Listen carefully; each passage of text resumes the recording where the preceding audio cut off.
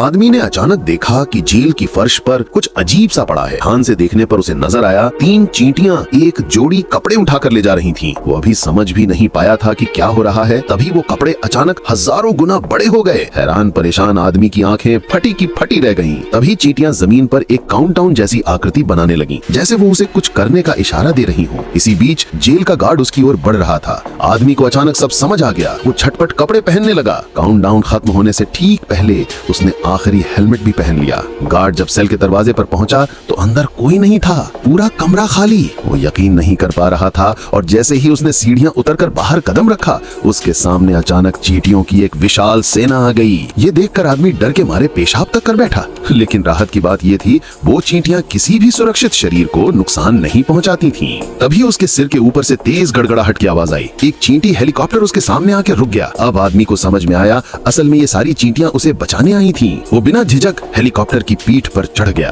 उधर जेल में अफरा तफरी मच गई थी। सारे गार्ड्स उसे पकड़ने के लिए तैनात हो गए थे। लेकिन तभी उड़ान भरते हुए आदमी झटके से खिड़की से बाहर फेंक दिया गया। निकली हुई गर्म हवा ने उसे सीधे 100 मीटर ऊपर उछाल दिया। बार बार के झटकों से पहली उड़ान में ही उसका सिर घूम गया और आखिर में उसकी आंखें बंद हुई। वो सीधा नीचे गिर पड़ा।